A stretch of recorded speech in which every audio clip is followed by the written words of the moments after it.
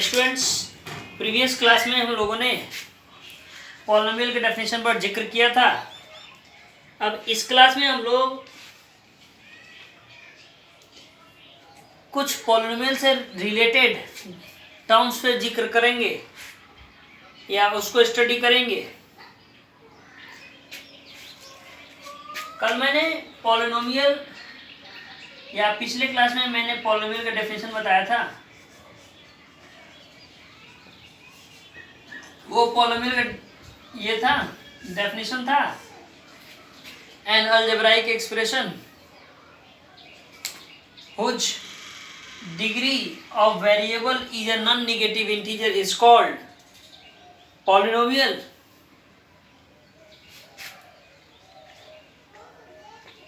उसके अलावा आजकल एक और डेफिनेशन जो कि स्टैंडर्ड फॉर्म के रूप में यूज हो रहा है पॉलिनोमियल के, उसको भी डिफाइन किया जा सकता है। जैसे n पॉजिटिव इंटीजर हो, n पॉजिटिव इंटीजर हो, x वेरिएबल हो, तब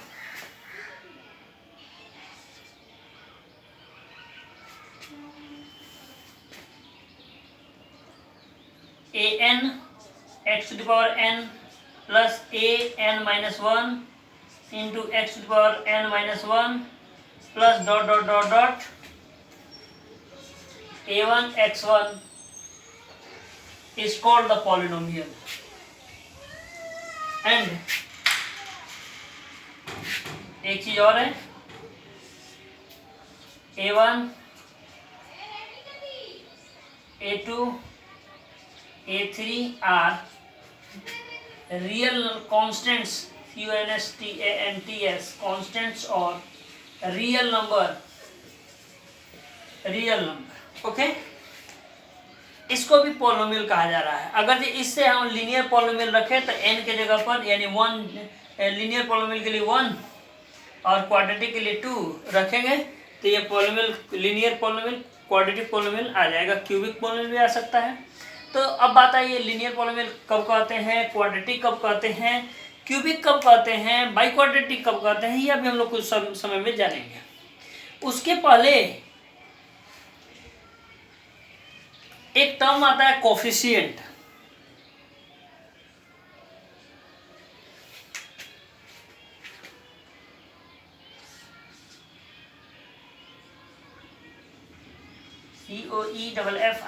COEFFICIENT, कोफिशिएंट, ये एक टर्म है कोफिशिएंट। तो इस कोफिशिएंट में कोफिशिएंट कहते किसको है? तो चूंकि कोफिशिएंट का हिंदी मीनिंग होता है गुणांक, कोफिशिएंट का हिंदी मीनिंग होता है गुणांक, यानी इसको तोड़ते हैं तो गुणा अंक, यानी गुणा किया जाने वाला अंक।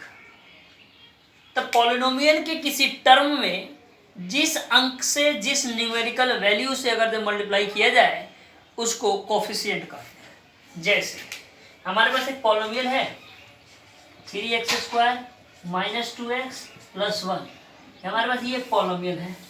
इस पॉलिनोमियल में x² में किससे मल्टीप्लाई किया गया है? तो 3 से, तो 3 कोफिशिएंट हो गया।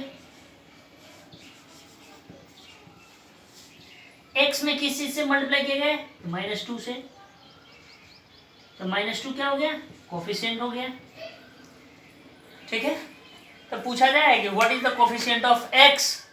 Answer -2। What is the coefficient of x²? Answer होगा -3। यानी कोफिशिएंट किसी वेरिएबल में मल्टीप्लाई किया जाने वाला न्यूमेरिकल वैल्यू है।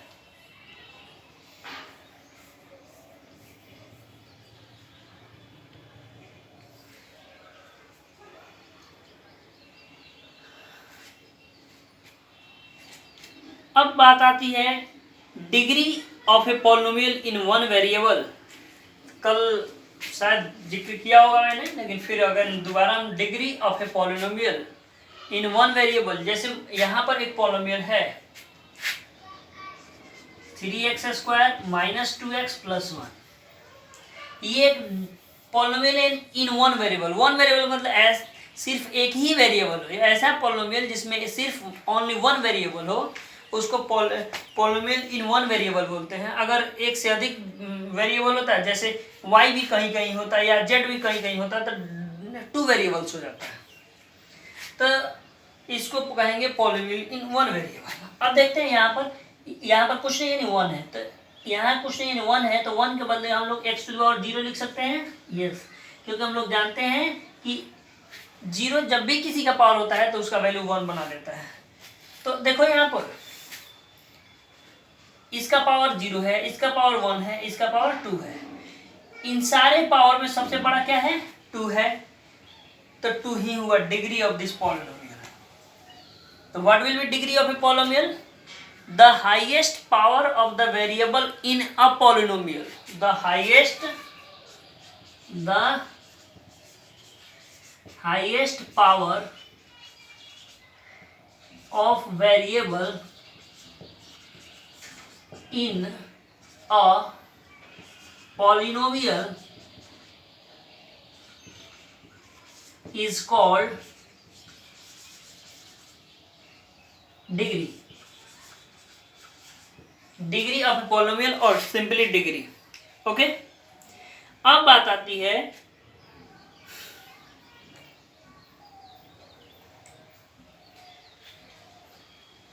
पॉलिनोमियल को कैटेगराइज करने की। तो चलो हम लोग पॉलिनोमियल को कैटेगराइज करते हैं। पॉलिनोमियल को कैटेगराइज करने का मतलब ये हुआ पॉलिनोमियल कितने तरह का होता है, तो ये अकॉर्डिंग टू टर्म्स होता है, अकॉर्डिंग टू डिग्रीज होता है। तो अकॉर्डिंग टू टर्म हम देखते हैं, टर्म मतलब किसी पॉलिनोमियल में देखते हैं कि सिर्फ एक ही टर्म होता है 2x, या कहीं सिर्फ x² लिखा हुआ मिलेगा, कहीं कहीं x लिखा हुआ मिलेगा, कहीं कहीं 7 लिखा हुआ मिलेगा। तो ये सारे पॉलिनोमियल कहलाएंगे। ओके, बट इस पॉलिनोमियल में एक ही टर्म है, ओनली वन टर्म है, इसलिए सारे पॉलिनोमियल मोनोमियल कहलाएंगे। क्या कहलाएंगे? मोनोमियल। जिस पॉलिनोमियल में मान लेते हैं यहाँ पर हमारा एक पॉलिनोमियल है और ये इसमें देखो कितना टर्म है, 1 2, यहाँ 2 टर्म्स है, तो यह इस तरह का पॉलिनोमियल क्या कहलाएगा? बाइनोमियल, क्योंकि 2 के लिए हम लोग बाई यूज करते हैं। ठीक है, अगर किसी पॉलिनोमियल में जैसे 2x² + 3x + 7 आ गया, यहाँ कितने टर्म है? 1 2 3 टर्म्स है, तो इस तरह के पॉलिनोमियल को हम लोग ट्राइनोमियल कहते हैं। किसी किसी पॉलिनोमियल में 4 टर्म्स आ जाते हैं, जैसे 3x³ + 4x² + 2x + 1 1 2 3 4 टर्म्स, तो इस तरह के पॉलिनोमियल को टेट्रानोमियल कहते हैं। जनरली पेंटानोमियल जिसमें 5 टर्म्स हो, 6 टर्म्स हो, हेक्सानोमियल, ऐसे ही और आगे हेप्टानोमियल, ऑक्टानोमियल, नोनानोमियल, डेकानोमियल, ऐसे ही आगे चला जाता है। ठीक है, बट जनरली 3 के बाद यानी 4 से जिस पॉलिनोमियल में 4 टर्म्स हो, 5 टर्म्स हो, 6 टर्म्स हो, उनको हम लोग पॉलिनोमियल के नाम से जानते हैं। तो यहाँ हम लोग एक चीज देख लें, mono means 1, by means 2, try means 3, tetra TETRA tetra means 4, penta 5, hexa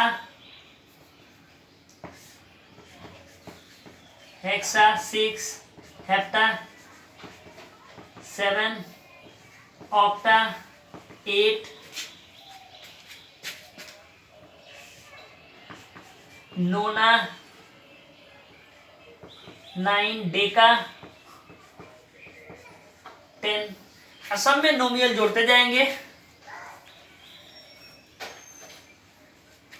सारे में नोमियल जोड़ते जाएंगे, प्लस नोमियल NOMIAL नोमियल, यानी इसमें तो ऑलरेडी NO जुड़ा हुआ है, तो मोनोमियल।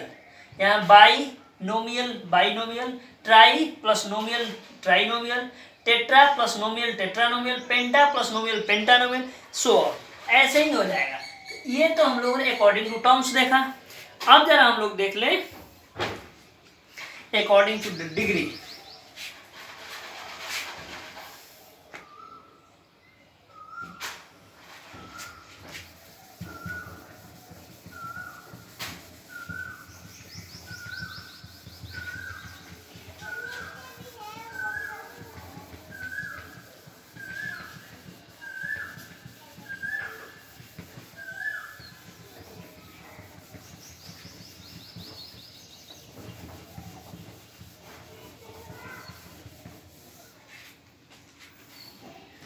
अकॉर्डिंग टू डिग्री,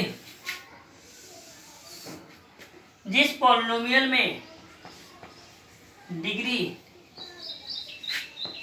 1 हो, डिग्री 2 हो, डिग्री 3, डिग्री 4, तो यहां पर डिग्री 1 के लिए लीनियर यूज करते हैं, डिग्री 2 के लिए क्वाड्रेटिक यूज करते हैं, इसके लिए क्यूबिक यूज करते हैं, इसके लिए बाई क्वाड्रेटिक यूज करते हैं, बाई क्वाड्रेटिक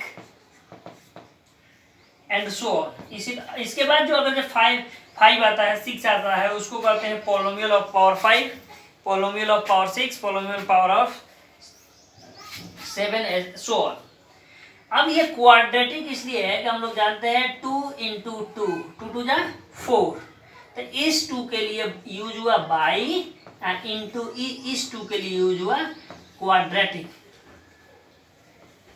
यानी बाई क्वाड्रेटिक। ओके, तो इस तरह से यानी जिस पॉलिनोमियल में डिग्री 1 हो उसको लीनियर पॉलिनोमियल कहते हैं, जिसमें डिग्री 2 हो उसको पॉलिनोमियल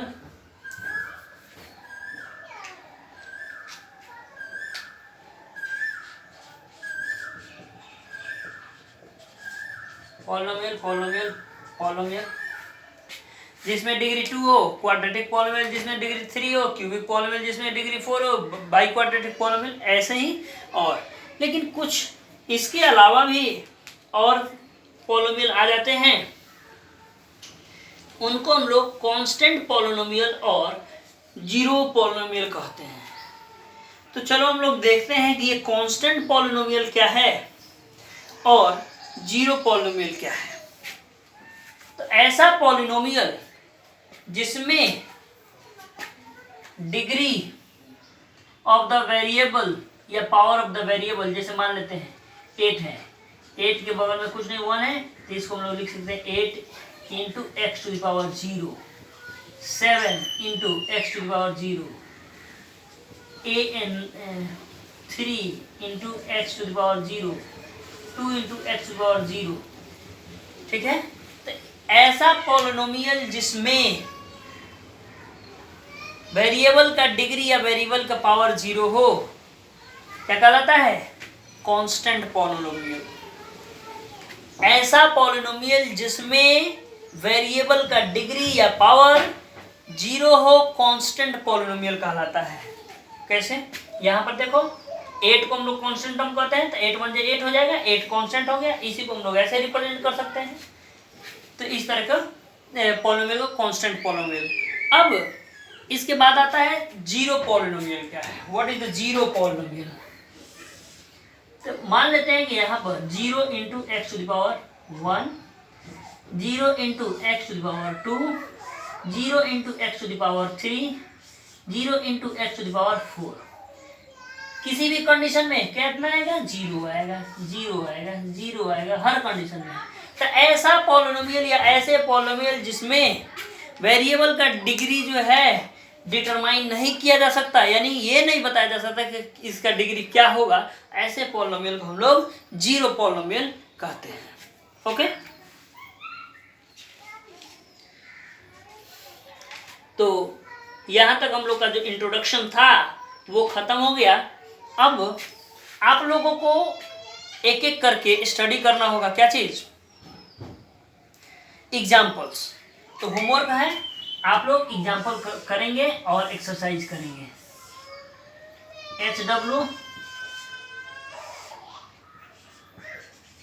HWEXAMPLE और exercise 1, exercise 1.1 finish. Have a nice day.